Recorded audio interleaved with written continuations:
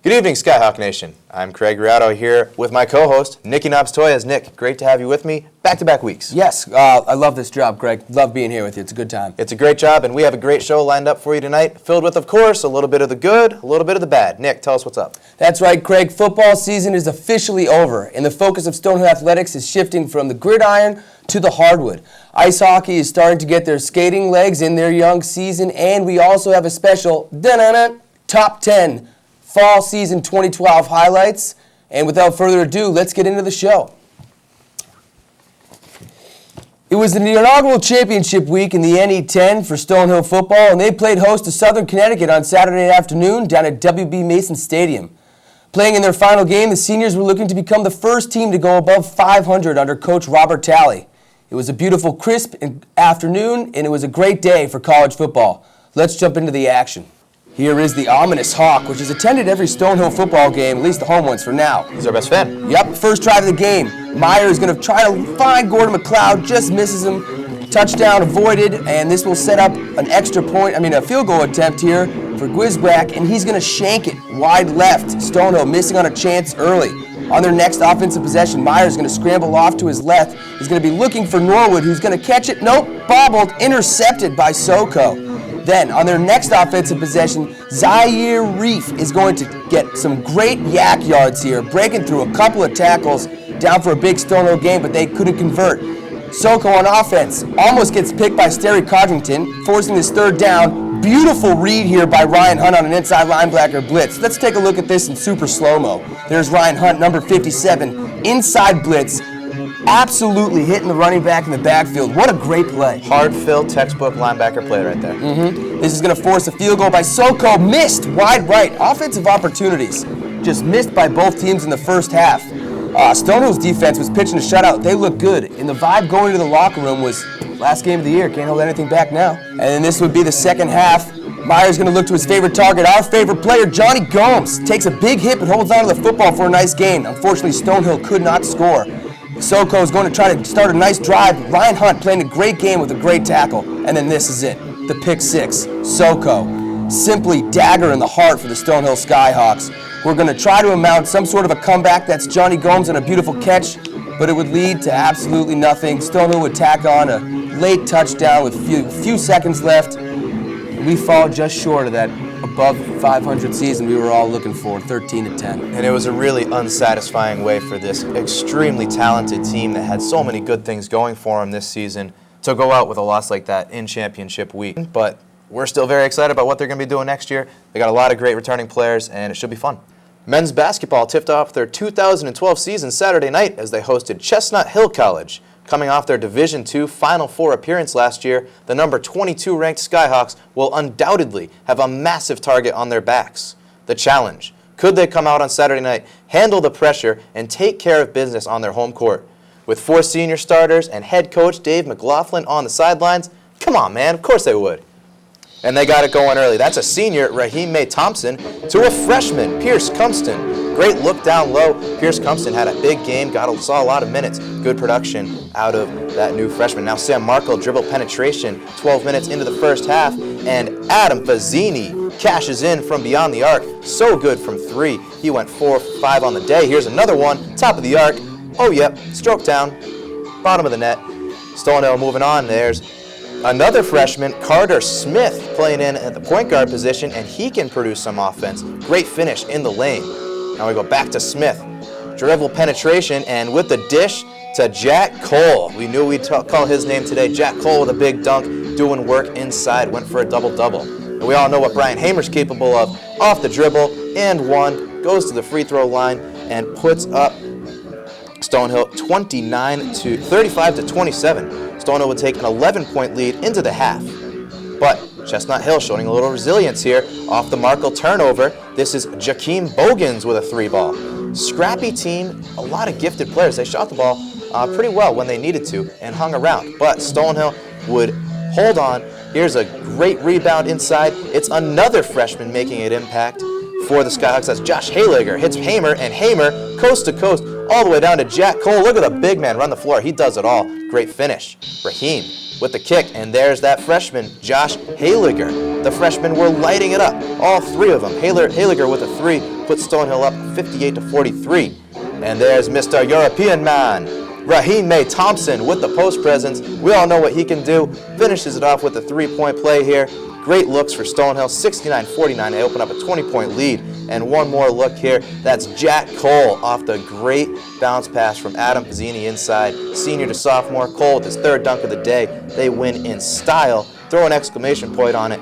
Take this one 78-59. You got yourself a tough draw there for Chestnut Hill. Yeah, but some nice things to point out. Jack Cole, double-double, 12 points, 10 rebounds, and Fazzini, 1 rebound away from a double-double himself. Great job for our seniors, and some nice stuff for some freshmen. Who would have thought that they would produce in such good fashion for the Stonehill Skyhawks? Very talented freshman class, and look at the balance in the scoring. 4 scorers in double digits, definitely what we're used to seeing here for Stonehill. They win the rebounding margin, dishing out assists, but the shooting percentage. This is what they didn't have last year, and this is what makes them even a more complete team. 56.9% from the floor, 43% from beyond the arc. Stonehill conference opener against St. Anselm's Wednesday night.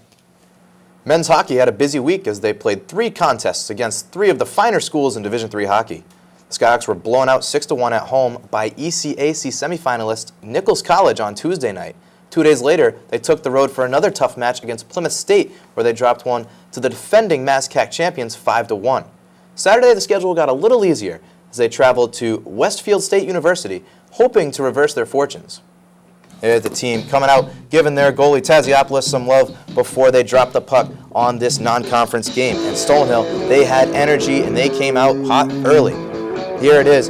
Kevin Afuero keeps it in the zone, dishes it off, and Dana Borges, senior captain, with his 5th goal of the season, finds the back of the net. Great stuff from the offense there. Puts Stonehill up in a flash, 1-0. Now we stay with the first period. Stonehill tied 1-1 here on the power play, the 6-on-4 advantage, and that is Afuero off the deflection from Connor Falloon.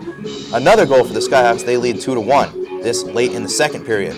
Rooney fires one from the slot and finds the back of the net, assisted by Borges. Borges had a whale of a game, and Stonehill was up 3-1. Now we go to the third. Stonehill on another 6-on-4 power play, and that's J.J. Sabin getting involved in the scoring off the green redirection. 4-1 Skyhawks. They are just clicking on all cylinders. But 1 minute later, Vince Peralt doing it on his own.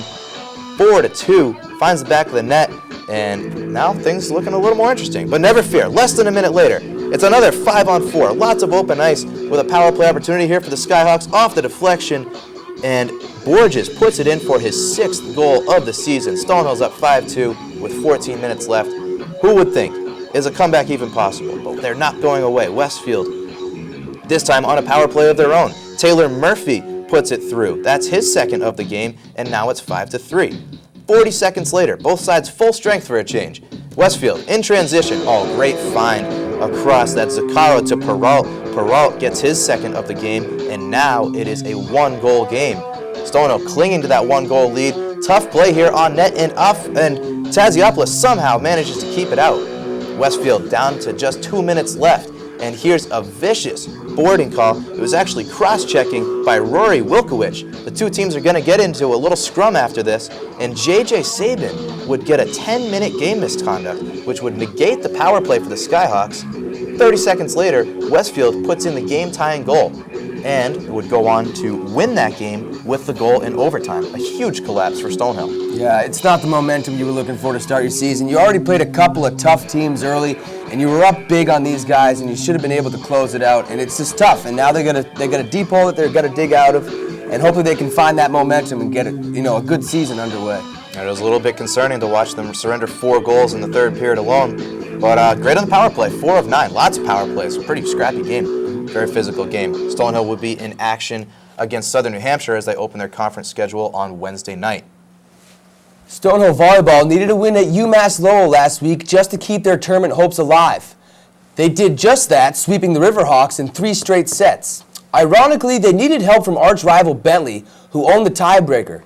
They got what they needed and now find themselves the 8th seed in the tournament and will travel to New Haven to take on the Chargers. So here we have the tournament standings. Obviously, Stonehill taking on New Haven, the 1 seed, 15-0 season, Tuesday at 7 o'clock.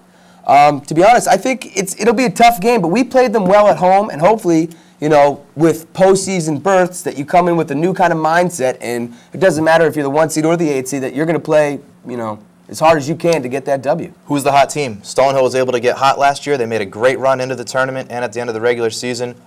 They have life, and that's the best thing that can happen. And also, take note, they were able to beat Southern Connecticut in 3 straight sets on the road. So if they do get past New Haven somehow, very winnable game for the Skyhawks. Indeed. Moving forward, have some confidence going into that. And now, for the moment you've all been waiting for. We've waited for the fall season to come to the conclusion, and we can finally show you this, the top 10, Nick. Da-na-na, da-na-na. That's right, fans. We got the best highlights, top 10 for everyone to see. And without further ado, let's jump right into the action. We're going to go to October 11th. Women's soccer on the pitch, taking on Bridgeport, and Sarah Nagel is going to get the header from Allison Nagel on the corner kick. No relation there. Finds the back of the net. Stonehill with a big goal. Love that play. Yep. And this will be October 18th, the nationally televised game in New Haven. 4th quarter, the true freshman Mo Regan in for the 2-point play with Meyer on the sideline. Is going to find Nate Robitaille. Huge play, putting Stonehill up 10-0. Look at the crowd, just energized. September 1st, season opener for Stonehill College against Bloomsburg in field hockey, and Caitlin Curtis is going to lay out, sacrifice the body, and knock that one away. What a great save. Number 7, same weekend, same opponent, same stadium. Kevin Anderson is going to take this reverse kickoff all the way to the crib. You can't touch him. His speed is undeniable. What a way to open your season. Unbelievable. It's like Stefan Neville was never even there. Number 6, September 29th, volleyball versus St. Michael's. Emily Iverson, one-hand diving stab. Arvidsson plays it over, and Stonehill takes the point. They take the match in 3 straight sets, and that, ladies and gentlemen, is why you never give up on the play. Yep. And this is number 5, men's soccer AIC. This is going to be sophomore Ben Zandinella. First game at Ford. How about back-to-back goals 2 minutes apart? Welcome to the NE10, my man. Great showing, great showing. And look at that selling. Calm, cool, collective. Loved it. Number 4, someone told me John Gomes is a stud. Look at the catch. Full extension, laying out. Sacrificing the body, senior reels it in. 33-yard pickup right before halftime led to 3 points for Stonehill. 3 very crucial points in that game. And then back to the pitch, September 12th versus St. Mike's. Christine Moody is going to get a one-timer off the header from Fernade Trudeau. How about a sudden death overtime ender? Textbook SC wins 2-1. Great fashion, great win, girls. Ridiculous play. Love that highlight. On to number 2. And here's a great shout out to men's and women's cross country. They are Northeast 10 champions on October 20th with their outstanding day on the course. Women take their 4th Northeast 10 championship in a row. Men take their 2nd in a row. That is dynasty material right in your hands here for the Skyhawks. Yep, great job cross country. Really like the stuff you guys put out for us this year. And number 1, you've already seen him once, September 22nd versus Assumption. Kevin Anderson, ice, pick, taking it all the way to the crib. He's going to have to break a couple of tackles, but we showed you how fast he is, and they're not going to catch him. He's going to break 3 tackles on this turn. Somersaults into the end zone, dramatic fashion, putting Stonehill up 26-24. Huge electrifying play. Unbelievable play, set the tone for the entire season in a way in such a pivotal contest against Assumption. Love what. Well, fans, that's all we have for y'all tonight. I hope everyone enjoyed the show. Special thanks to all the athletic teams for giving us some great highlights for us to share. Hockey and both men and women's basketball have home games this week, beginning Wednesday evening. Let's get out there and cheer on our squads as they do battle against the NE10. And also, best of luck to Stonehill men's and women's cross country as they travel to Joplin, Missouri, where they will compete against over 20 other schools for the national championship.